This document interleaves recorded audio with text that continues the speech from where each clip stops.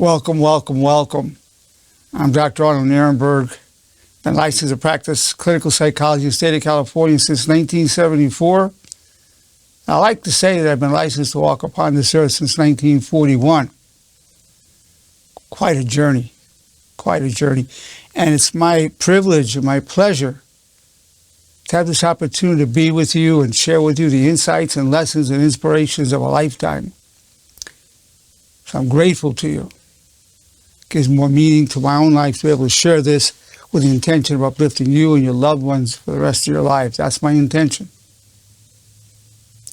The title of today's presentation is The Amazing Gift of Medical Tribulation.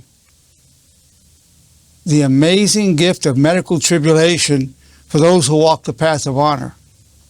For those who walk the path of honor. We'll give you a little bit, it's going to be a case history of me and my own journey. I want to demonstrate and talk to you about ways of applying the honor teachings to every aspect of life. But right now we'll talk about medical crisis for yourself. God willing, it won't happen for a long time, or maybe never. Loved ones, it's pretty much inevitable that there will be a medical crisis at some point for most of us. Now, these medical crises are always alarming. I'm going to show you ways to deal with it in an honorable, constructive way, in a positive way. We'll demonstrate that absolutely conclusively. I'm going to start with the most recent incident that happened with myself. Let me take a little bit of the history. For about 20 years ago, I had a heart attack. The LAD artery in my heart, which is called the widowmaker because it's a bad one. That closes up, you're in trouble. It was 90% occluded. Had a heart attack. Stent was put in there, and that stent is held up. There was no restenosis, which means it didn't close up and stayed great. Then about 12 years ago, I was getting pain in my chest. Went in. I didn't have a heart attack, but there was 80% occlusion, so I had a stent put in there. Dr. Parks, excellent cardiologist. Well, let me just say this. At that time, I wasn't eating correctly. I was just wanting to be big and strong because I was a world champion powerlifter and bodybuilder. And so health wasn't the main concern. The main concern was strength. So I was big, I was strong, and I was not healthy.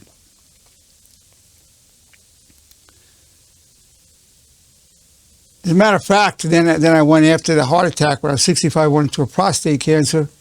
And when the doctor told me I had prostate cancer, I said, "That's great, doc." Well, my face went numb first, it really did.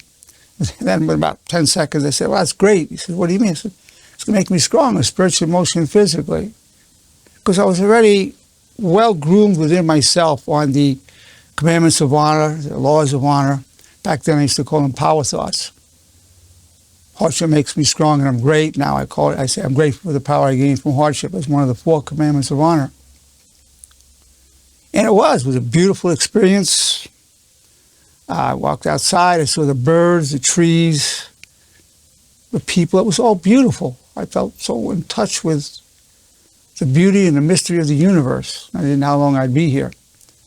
Well, fortunately, when I had the prostatectomy, it hadn't metastasized, so I was good to go. And I should say during that time, I took the title strongest drug-free man in the world for my age and my weight. And the attitude I had was, God, if you want to take me now, I want to go. Because one of the commandments of honor is, God, your wish is my only wish. If you want me to stay and serve you, I want to stay and serve you. And God, if you have no preference, I prefer to stay as long as I can and serve you. Well, I was 65.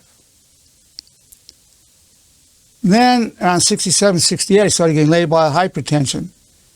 My blood pressure was shooting up to like 200, 220 systolic. Diastolic would go to maybe 100. And didn't know what was happening. Went through all kinds of tests, didn't know what's going on. So, in dealing with medical crisis, there's a lot of uncertainty. When I was going through that labile hypertension, No, it was never. It wasn't like my adrenal glands. It wasn't my kidneys. I went through all these exams to rule out this, rule out. Well, every doggone thing was ruled out. That's good, but it also means you don't know what's going on. It's called etiology unknown. I let it shoot up and down. And my wife figured, well, maybe it's the sodium. So even the milk I was drinking had a lot of sodium. So I stopped milk. I started looking. So I kept my sodium intake down to 40 milligrams per meal. That helped a lot. It was still shooting up and down. I could just be sitting there and all of a sudden start shooting up. Just very unknown. So one thing when you're dealing with your health, when things go wrong, a lot of times you're just not clear what's going on. Now, the heart attack was clear. That's a heart attack. It takes a stent. In a way, it's terrible, but in a way, it's beautiful because it's this. You know what to do. It's a procedure, boom, and you come out and you're good to go. The other one, prostate cancer, you say, oh, it's a prostate cancer. Just cut out that prostate, you're good to go. These are not good things to get, but at least they're identifiable. Well, the label hypertension was unknown. So I was on all these medications. I was on 6 medications just trying to manage that.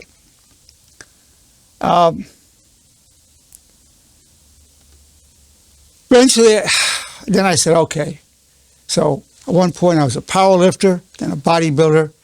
Then I said, now I'm a health builder. The goal is to stay alive. Now that was a journey which continued to this day. So that was about 67, 68. That's been 14 years of being on the journey of longevity, staying alive, so that I can serve my loved ones, serve the honor movement, plus just the instinct to stay alive. So that was happening. So then I started taking, so I say, I've said for many years, staying alive is a full-time job. And honestly, I'm serious when I say this, it became a hobby. It became a hobby.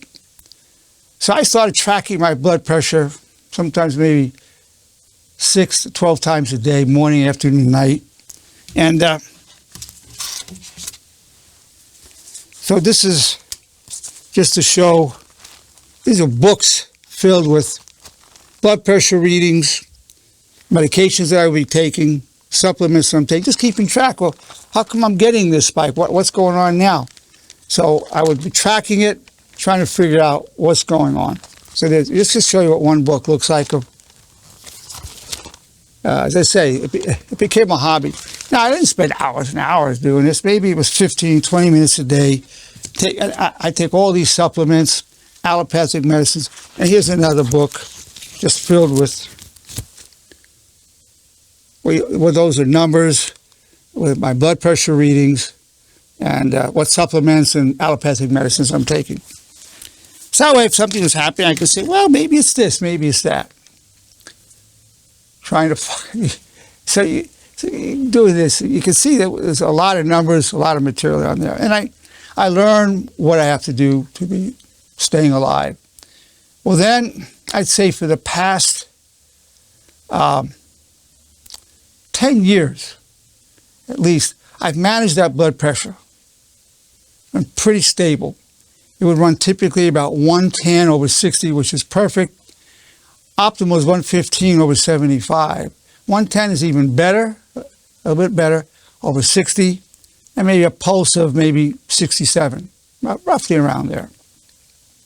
So I knew what my baseline is, and I'm telling you this because you get to a point in life where staying alive, it's the will of God, as your genes, but also there's a lot we can do to protect ourselves. So there I have it. I'm watching it. When I get my blood work, my cholesterol, my LDL, my HDL, my triglycerides, my homocysteine level, my CRP, all my numbers, my testosterone would be amazingly good. All that affects not only vitality, but affects cardiovascular health. Amazingly good, not just good, but kind of amazingly good. As a matter of fact, my cardiologist said I'm an inspiration to him.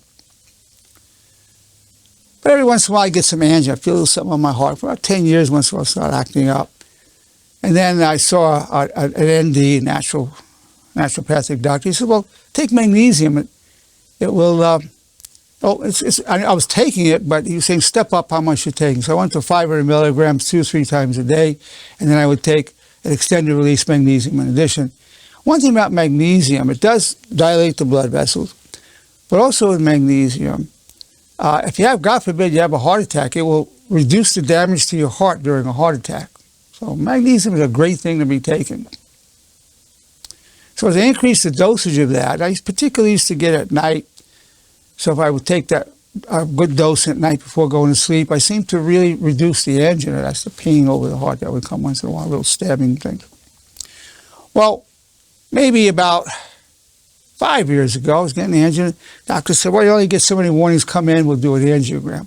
So that's where they come, back then they would come up the groin and with this camera, go into the artery and I look at how the plaque is, everything's closing. Came out, says, whatever you're doing, keep it up. Everything's perfect. As a matter of fact, it's better than it's ever been. It's great. So I'm on the right track. Then about 4.5 years ago, I went for a PET scan. I put in some radioactive material. It really shows the blood flow and all the arteries, and it's 95% accurate. It's a great test. It's the next best thing to an angiogram. An angiogram is the gold standard for what's going on in your cardiovascular system. So I had this PET scan 4.5 years ago. Beautiful, perfect. It was like low probability of any kind of cardiovascular event. Perfect. Then about 3.5 years ago, my daughter was going to George Washington University Law School. I was in Washington with her. So I feeling compromised breathing. I didn't know what it was. The uncertainty of it was a little bit alarming. It wasn't like I was out of breath. I didn't know what it was. Compromised breathing. Then I started getting some blood pressure spikes. In fact, I had to cancel a flight because right when I was at the airport, it went up to 188 over 100. So I had to cancel a flight. I went the next day. Again, you're dealing with uncertainty. You're going to run into medical issues. I just don't feel right. I got this, I have that. And you have to learn with living with the unknown. You don't know what's going to be. You don't know what's going on. I'll tell you quite honestly, I don't know if you can ever make total peace with that. Because once you know, you say, well, okay, I'm facing this. But a lot of times it's just unknown. So I don't know what's going on. So I thought maybe it's my lungs. So I went to a pulmonologist. He said, well, you have asthma and COPD. How I got that? I never smoked.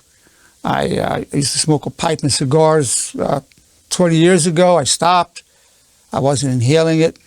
I said, so maybe it's the air. So I started watching the AQI, Air Quality Index. The Air Quality Index was bad. I don't go outside. I don't ride my motorcycle.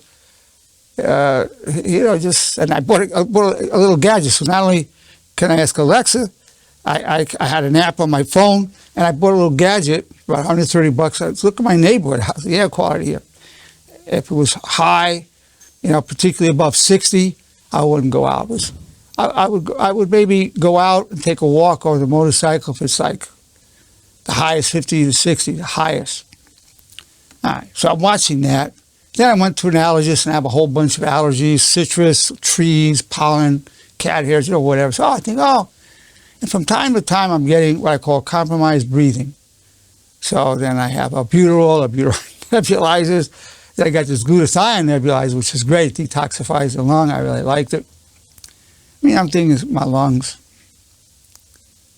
Get these air purifiers, buy a really expensive vacuum to really HEPA filter, all of that. Great air filters in the house, in my office. All these things to protect my lungs. Thinking that could be it. That might have been a factor. Well, I would say in the last 3 or 4 months, I started really feeling compromised. Again, not to the point where I'm having an asthma attack. I mean, you're really gasping for air. It wasn't like that. And I would feel a burning right here on my chest. It was going on. And then I found if I keep pushing myself, I mean, some symptoms, some things you get, you say, let me just see if I can push through it. Sometimes you just say, I got to back off. Well, I would just push through it. Yeah, let me just see how I push through it. I push through it, it would clear up. Told this to a friend recently. He said he had a buddy with the same thing. He would play racquetball, and he would push through that burning, and then he went to the cardiologist, and they asked him to write his will. He did a quadruple bypass, and he's alive today. He did survive it. So the idea of having that kind of sensation and pushing through, toughing through it, well, there's a time to toughen it up. There's a time to say, hey, let's check out what's going on and back off. So I was getting this. I thought, well, it's the allergies. It's my asthma. I mean, this is what I'm thinking. A lot of times you don't know what's happening. By the way, when I had that heart attack 20 years ago, I thought it was acid reflux. I wasn't getting a pain in my heart. It wasn't like an elephant sitting on me. It felt like acid reflux, felt like indigestion. But at that time, I started sweating. Thing wasn't going away. My wife kept saying, let's go to the hospital. Let's go to the hospital. So we drove me to the hospital. Sure, it was a heart attack. Okay, so now coming back to here, I'm going to all this because I want to show you how I deal with this. I was trying to give you an idea how to deal with it. The uncertainty, what I would tell myself is, I intend to come back much stronger than ever, God willing, and God, your wish is my only wish. And most recently I came up with, God, I'm extremely grateful for the amazing spiritual gift of medical tribulations that bring me closer to you. I'm tailor-made for this situation.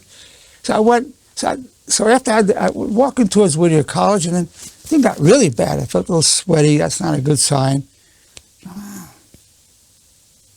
I said, okay, let me go back. Came back and called my cardiologist. It was the next day. And he, everything looked good. I mean, my blood pressure wasn't bad. So you know what's going on. The blood pressure was okay. And keep in mind, my recent blood work was excellent. Cholesterol, everything, my lipid profile, everything. So again, there's uncertainty. Well, what is this? So he said to me, why don't you get a PET scan? Because I had one 4.5 years ago. I put the radioactive stuff. They look at how the blood flow. Well, I went to the PET scan a week later, and it came back a lot of abnormalities. Abnormal this, abnormal that. It wasn't a good report. It was one word that repeated a few times, and it was a lovely word. It was reversible. So, it's reversible. That's a good sign. Meantime, I'll come back much stronger than ever. And then keeping a constructive, honorable outlook about this. One of the good things that's come out of it, I'm presenting this to you so I can help you with it. Hardship will make me strong and I'm grateful, or I'm grateful for the power I get from hardship. That's all happening. So another derivative of that is, what's the best truth story I can tell myself about this problem? Well, with more compassion, more wisdom, more knowledge, and being able to help you at this time. So it was not a good PET scan. So, okay. So a few days go by, and I said, he said, why don't you go to Scripps? Dr. Parks does this, but he says, over there is Dr. Tierson, is the top in the country. Not only does stents, but if they need to laser away scar tissue or a plaque, whatever, he can do that. And they've got all that equipment at Scripps. They don't have it hardly anywhere, all that equipment that he has. So he called him up, didn't hear anything the next day. So then the following day, I called his office, spoke to, hey, Bruce, I think I'm in trouble. Can you give a call and get me in? Well, later that day, was last Wednesday, seeing patients. I get a call from Scripps. They say, you can come tomorrow morning at 9. So, I mean, these things, listen, there's no convenient time to go to the hospital. Let me tell you, there's no convenient time to die. There's no convenient time to go to the hospital. It just isn't. I mean, it just hits you. You know, you might say, gee, why doesn't it happen my day off, whatever. It doesn't work that way. It happens. So I called my wife, said, you know, it's Wednesday, you know, we have to go to La Jolla, go to Scripps. She said, oh, I've got so much work to do and this and that, you know, so many things. I said, I know, but I'm not sure if I'm going to make it, to be honest with you. So, that's how I was feeling. She said, oh, okay, she said, okay. We'll leave at 6 o'clock. And she got the reservation, or Blanca helped her get the reservation at Missy Sweets in La Jolla. And she got the food set up, fed the cats, the goldfish. Yeah, she handled everything, my wife. Just got everything set up, got the directions. We got up early that morning. We hit the road. Well, that night, no, we went Wednesday night. We got to Scripps, went in. And so the appointment was for 9. We got there. The goal was to get there at 8, so I have plenty of time to do whatever. Now, on the way in, I'm repeating, God, your wish is my only wish. I'm going to come back much stronger than ever. And at that time, I was using, I'm grateful. God, I'm extremely grateful for the magnificent, wonderful gift of trials and tribulations that bring me closer to you, which I now have a derivative of. God, I'm extremely grateful for the amazing spiritual gifts of trials and tribulations that bring me closer to you. The derivative aimed at medical situations. So going over there, and in my mind, it can't be plaque. It's impossible. I already ruled that out, because why? If your cholesterol is under 150 and your LDL is around 70, according to Esselstyn, you won't develop plaque. So in my mind, I knew it couldn't be plaque. So then I go, wow, what is this thing then? Yeah, so then you go, maybe they won't be able to determine what it is, be etiology unknown, maybe it's a valve. So you start coming up with things, and the unknown. And so I really didn't want to go. Who the heck wants to go to a hospital? Nobody. So I'm going. And the only reason I'm going is, I was fairly certain I was going to die if I didn't go. I'm not going to make it. I could tell. Right? I'm ready to go. I'm going. And this is, you know, I'm seeing patients, I'm exercising, with all this stuff. It means I'm there. So we get to the hospital, get this nightgown on, this gown on. You lay down there, and all of a sudden, a smile came over me. I started feeling happy. It wasn't as magnificent as when I had the prostate cancer, where everything became treated, like I was filled with the beauty and love, but I felt an inner peace, a contentment, and I knew I was facing death, and I realized, then it came to me why I want to stay alive. One is the instinct to stay alive. But in terms of enjoying things, I've seen plenty of sunrises and sunsets. I've tasted the delicious delights of this earth. Truthfully, if I don't have any more of them, that's okay. I like a cappuccino. I like some cake. I like to do some things with the family, with my wonderful honor community. It's all lovely. But if I did everything set up, my kids are grown, my wife would be taken care of. People like Tracy, my goddaughter, is a sustainer, keep the automobile going. Bertram, a nurse practitioner, Bert, keep my practice going. So I figured things are in place. So, but here's what I felt. I felt it would be a huge loss to my loved ones, me going on.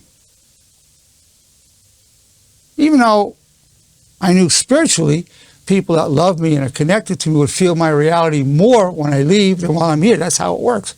When a loved one passes on, you feel their thoughts, their words, it all comes more alive.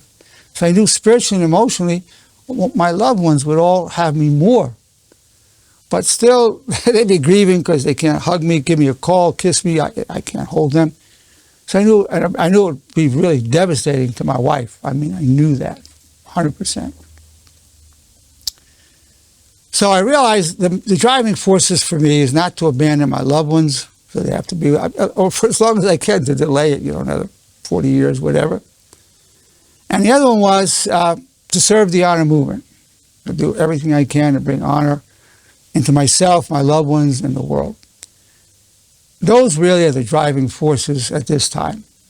Not because I want to, it's not like I have a bucket list. Yeah, I'd like to have gone to India, go to Bermuda. I went to Nepal, I've been traveled. I don't have a really bucket list. Everything that really I wanted to do or thought I should do, I did it. So I don't have a bucket list. Now, I like motorcycles, sure. I like to get a new motorcycle, sure. Well, whatever. I'm fine without it. I got my old motorcycle, that's fine. So I don't have that bucket list. But I don't want to abandon my loved ones. I want to serve the honor movement. Plus, an instinct to survive, which is genetically driven. So that became clear, my drive to live. What became clear, I felt this smile. And so what I'm saying about it is, although when I'm stressed out, when you're stressed, you could be repeating the commandments of honor, the laws of honor. May not lift it right away, whatever stress you're going through, but it sets the tone, and as a resiliency, you come up more quickly, and you're going to come back with more wisdom and more compassion. Now it'll do all this for those walking the path of honor. If you're not walking the path of honor, you'd just be terrified the whole time. You'd be scared, complaining, moaning, say, oh, why me? Why not that guy? Whatever. Yeah. But we walk the path of honor, you embrace it, and it's going to invigorate you in some sense. So that smile came over me. Now, they used to do stents coming up the groin, but now they do it to the wrist. And then so you're getting in the hospital, you might recognize this guy, you put that on the wrist, Arnold Nerenberg. I can't tell you how many times people ask me, are you Arnold Nerenberg? Give you a birthday. Well, keep on to be sure it's really you that they're operating on. That's really your insurance. So I was asked many times, and I said, yeah, I'm still Dr. Nerenberg, still Arnold Nerenberg. And then they put all these electrodes on you in case they need to, I guess, do an EKG later or whatever for the emergency thing. So I'm feeling good. I'm feeling really good. And you're waiting. We got, the appointment was for 9. I laid in that room the doctors are going in and out. I saw this guy walk around with coffee. Later, I found out that's Dr. Tierson came to sit next to me over there. But first, Dr. Jacobs, it was a team. So Dr. Jacobs comes and so what do you think it is? He says, well, it's probably restenosis of your existing stents. I said, 20 years later, 12 years later? He said, yeah, it's possible. Restenosis means the plaque is the stents you already have. I had 2 of them, one in the LAD and one in another artery, closing up. That happens to people. And I had what were called bare metal stents. Now they have these drug-eluting stents to help fight the restenosis for a while. But I did well with bare metal. So I said to him, well, in case I need a stent, I said, I like bare metal. I did well with it. He says, well, it's not standard of care. We don't do bare metal. We do only drug-eluting. I said, why would I want to have a new thing when the old one worked? Doesn't matter. And it turns out that there was no restenosis. I'll just give you a little heads up. There was no restenosis in the existing stents. Bare metal did fine because I really watched myself. So I had to go this drug-eluting stent. Then he says, we're going to go through your wrist. They tell you what's going on. Go through your wrist. I said, okay. I said, but going through my groin worked really well. He said, we don't do that anymore. Well, we do that if we can't get into your heart through your wrist. All right, so there you have standard of care. It's not like when I had it 12 years ago, 20 years ago, and those procedures work like a charm for me. So they don't vary it based on you have a history here of something that works for me for a person. No, this is what's evolved statistically is better for most people. I'm not a statistic. Unique. I mean, this worked for me. And going the groin, the artery is much bigger coming up, but there's more risk of bleeding. Well, I came through my wrist and I had some bruising. I had a little bleeding on the wrist. I never had it when I went through my groin area, but whatever. So what they do is they have to shave your groin, get the hairs off. And so what they do is they have you prep. They start, just a standard care comes in and starts shaving my groin. My wife said, she wanted to make sure, no, this is standard of care, so she's shaving me there. That's as a backup, because if you can't go through your wrist, they want to come up the groin. And they don't want to go through your pubic hairs, they just come right in and go up. Well, then Dr. Tierson comes in, we talk. Had a nice conversation. I did my master's at Columbia before doing my doctorate at the University of Texas. He was a professor at Columbia. I mean, the guy is, I was already told he's tops in the country, maybe the world. And Scripps has a 4.5-star rating, one of the best hospitals in the world, and in La Jolla. And my hospital here, Presbyterian, I thought a great hospital, but it's 3-star. So it's 4.5 stars. It was a drive, whatever. Now, here's something I want to tell you something. This is important to tell you. See, I love my cardiologist. I love my other doctor, Dr. Parks, and my other Dr. McGuire. And I know the staff. Dr. Parks has 2 secretaries. I love these people. I've known them for years. They love me. We've told each other we love each other. It's important to have that loving connection with your medical people. Let me tell you, if you don't have it, get somebody else that you love and be loved.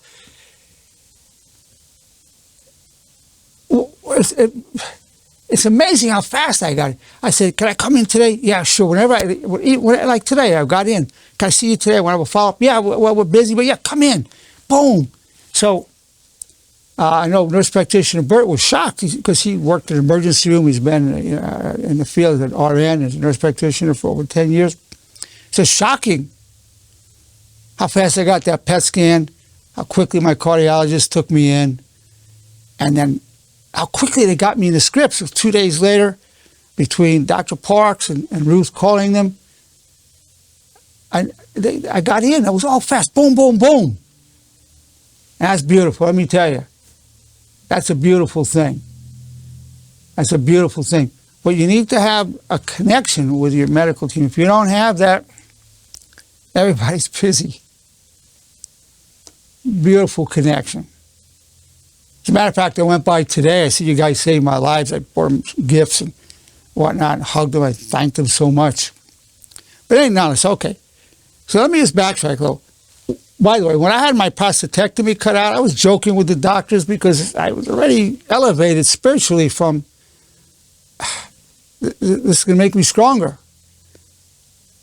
I was already in an unusual space. As a matter of fact, that urologist years ago with that prostate cancer, when I told him, that's great, doc, when he said you have a prostate cancer, it's an intermediate amount, somewhat aggressive, Gleason of 7, and I said, that's great, it's going to make me stronger, spiritually, emotionally, physically. He said, what did you say? He couldn't believe I was saying this to him. Look, if you follow the way of honor, it's a different experience of a medical crisis. Let me say that again. If you follow the way of honor, it's a different experience of medical crisis. Sure, you'll get stressed, but boy, it could become even a beautiful thing. I'm serious. Now, if you're not, you can really, you can really get depressed. You can be fearful when you come out. What's this? Am I going to die? I'm telling you, following the way of honor, the honor teaching, the commandments of honor, the bridge, the supremacy of honor code, and all the rest of the teachings, the laws of honor, really prime you. And when you repeat those at least 3 times a day, the repetition is preparation for application. So for me, it was a beautiful experience. Stressed out some part of the time, that's for sure. And of course, my wife and I have a beautiful marriage. Once in a while, some issues come up, that's true, but beautiful. And she just jumps, she would do anything in the world for me. And she always proved that to me, time and again. I mean, anything without hesitation. Boom. That's a lovely thing. So it's a constant reminder of the beautiful connection to my wife. I'm going on 32 years of marriage. I was married before, so I had some failed marriages in the past. I know what it's like not to have a good connection, believe me. It took me a while to become the right person and find the right person. So the doctor comes in, and as a matter of disclosure, they have to tell you this. He says, there's a 1 to 2% chance you're going to have a heart attack during this procedure. There you are, naked under this robe. You hear the 1 to 2% chance. I mean, I would wish they would have written it down so I don't read everything I'm signing. Just, I don't want to hear that 1 to 2% chance. Not when you're about to go.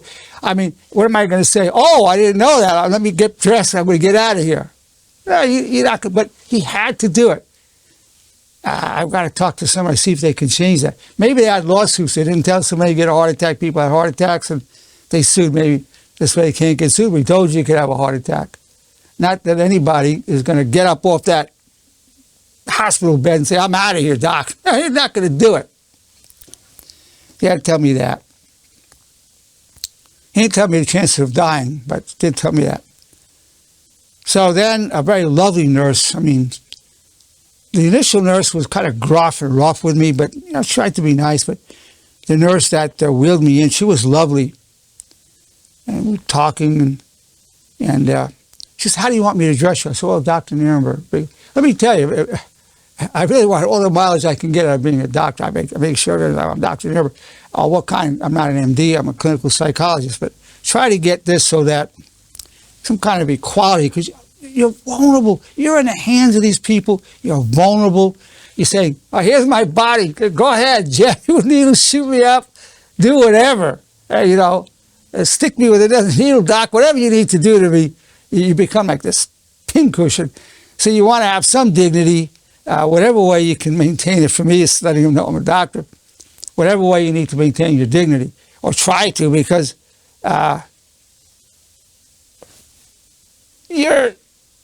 it's totally in their hands. So I felt, well, try to get a little equality established here, not to be above anybody, but at least not to feel I'm here and whatever. So that was going on within me. May or may not go on with you, but I have a respect for them, but I like to feel respected also. So,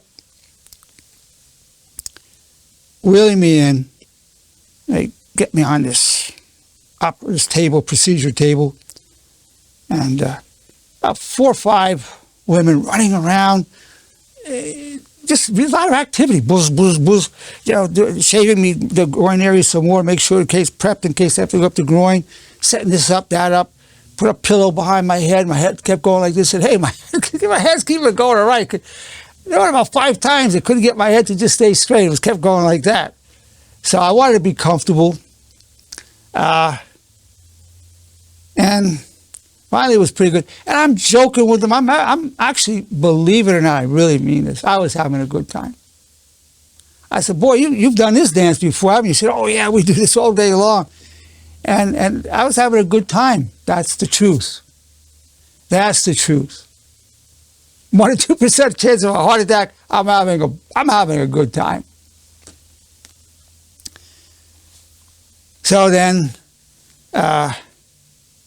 make a little hole in there, my wrist, a little sting. Nothing's too painful. Things going up, going into the heart. Don't feel it.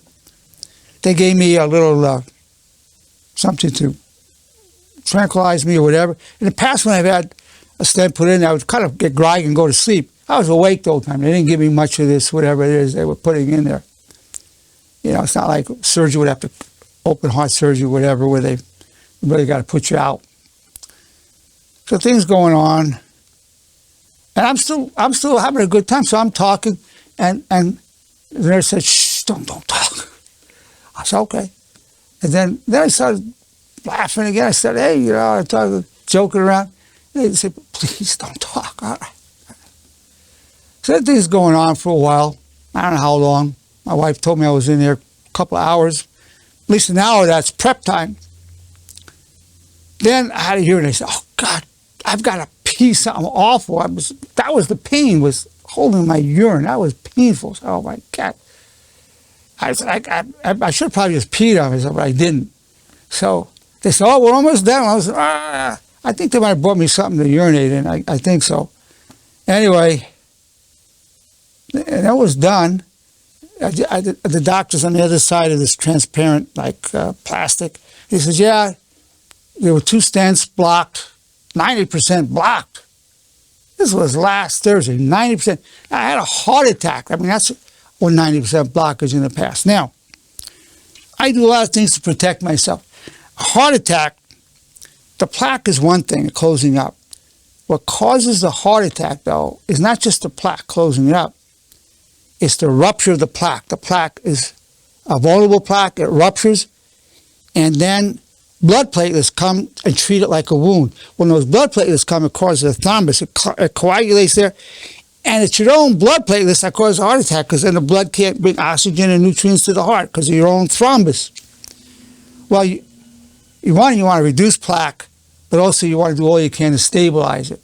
Statin drugs, which I haven't used for a long time because I was predisposing tendon injury, but I was using something called Arterial Protect, which has gotocola and pycnogenol. I like natural things. I probably take about 50 different things. You know, my wife says some people work for peanuts, but I work for pills. I work for these supplements. That's probably right.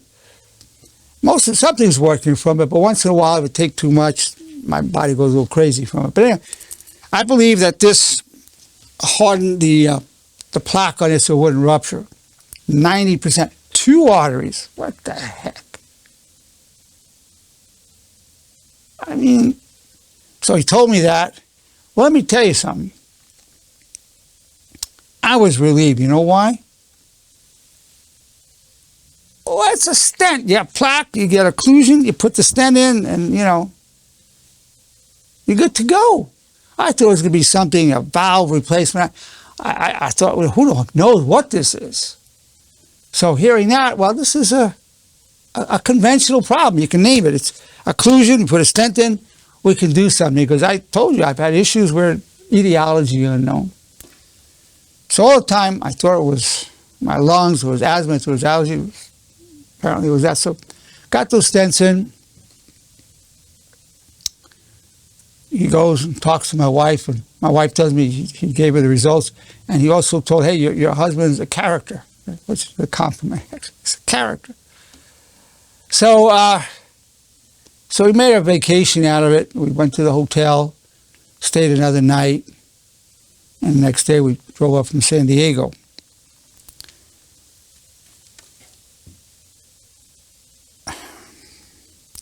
What a journey.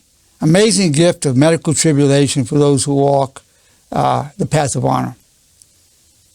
I didn't think I'd be doing that again for this one, but there I was. I think that's a pretty good summary of talking about really in a realistic way.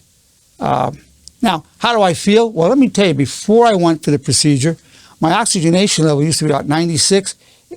What I do is not only do I take my blood pressure regularly, I use this gauge, take my blood pressure. Omicron is probably the best one of these guys, about $40.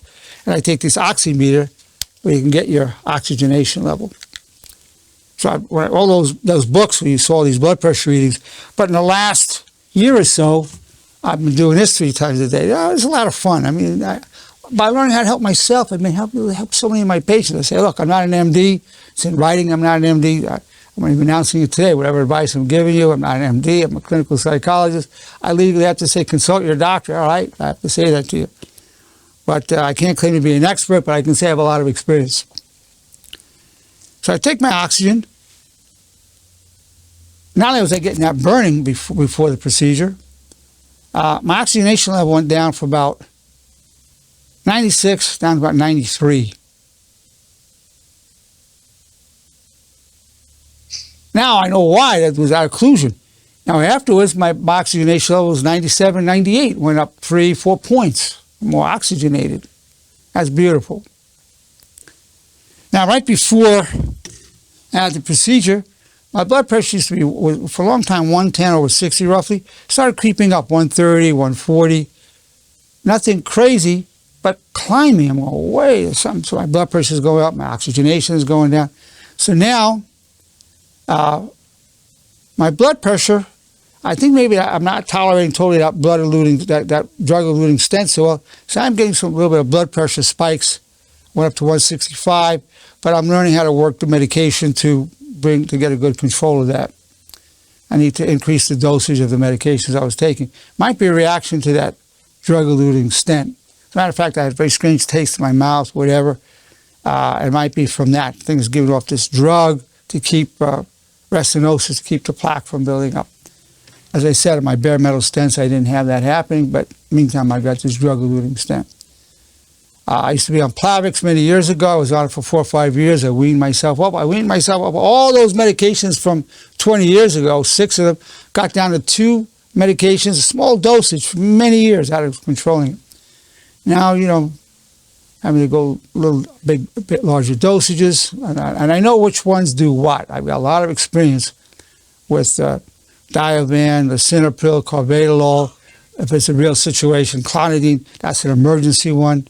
The statin drug, which I intend to take all my life now I want to bring that LDL down to 50. My doctor just today said, you want to bring it to 50. I guess that reduces the possibility of developing plaque. Certainly you don't want to have saturated fats. That increases. Well, my saturated fat intake is very low. So anyway, this is the journey, the amazing gift of my medical tribulation. And I'm hoping it speaks to you now or sometime in the future, or to help your relatives who may not be having something with their heart, have something else. I'm so many wonderful people I see as patients, like part of my honor community, have somebody going through something major. So I'm hoping this video will be of help. And I'm going to open it up and see what kind of comments or questions that people might have. Jay, any thoughts or questions? Well, yes, Doctor. It's very inspirational, by the way. My goal is to get to the point where you are, as far as dealing with crisis, with health crises. I knock on wood, I haven't had any, but when the time does come, and it will come, for 90% of us, I hope that I can deal with it on the level that you did. Thank you for that. That's reassuring to hear. That means that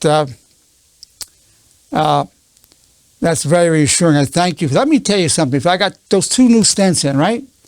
So I welcome them into my body. See, humans, you think of flesh and blood. Well, in these days, we're flesh, blood, and metal. So many people have metal joints, knee replacements, whatever. A lot of us have metal in us. A big percentage of the population has metal. So we're no longer flesh and blood. We're flesh, blood, and metal. So I welcome the stents in. Welcome. Because they're part of me now. I'm so lucky that these guys are in there. That's what keeping me alive, those stents. Opened up the arteries, blood's flowing through. Welcome. So you want to welcome these things. Whenever they're putting all these metals and different things in you, whether it's screwing on your, a tendon, whatever, you want to welcome that into you. You don't want to say, that's a foreign thing. No, that's part of me now. That's my advice to you. That's what I'm doing. Yeah. Thanks. Thank you. Tracy, any comment or questions you might have? Yes. First of all, I just wanted to say thank you for sharing this information that has recently happened to you as of last week with us. I'm so grateful that you're still here, and I'm sure all of us are all grateful to have you. And just thank you so much for being vulnerable enough to share this, because you said, you were feeling like you might not have made it, and that would have been very heavy, I think, for a lot of us. So, thank you. You're welcome. You're welcome. You're welcome, Tracy. I would say just in general to everyone, now more than ever, we must honor our bodies and honor our health, and in the best way we can, as holistically as possible, because our body is meant to heal itself. We heal ourselves all the time when we get sick and we get better. Our body is really meant to heal itself, given the right nutrients and minerals and water, and in addition to our environmental factors. And the right thoughts. Yes. Right, exactly, and the right thoughts.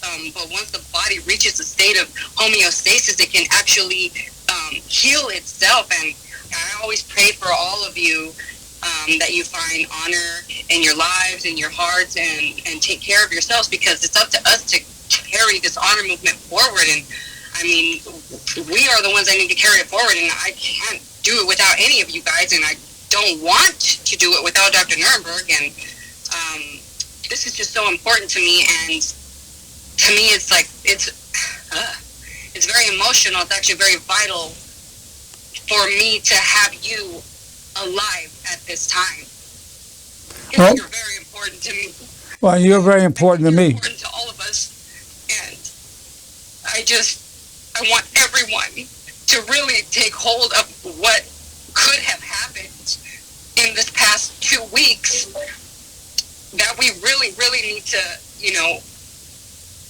build yourself. Try and build yourself as best you can, using these power thoughts, these using the honor movement, using your commandments to arise and really lift yourself up.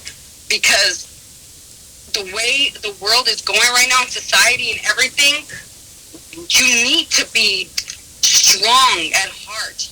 You need to get yourself spiritually strong, all of us. Mentally strong, emotionally strong, and if you can, physically strong, because that will just build you better in your highest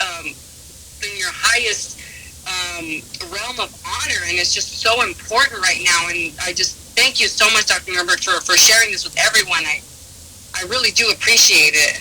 Well, you're very important to me as well, Tracy. You're the first sustainer of the honor movement. Something happens to me, you'll be doing what you can to help sustain it in its purest form. And I'm grateful that's in place with you. And then we have two right now, two deputy sustainers. Look, I'm going to appoint a third one in case something happens to you, God forbid.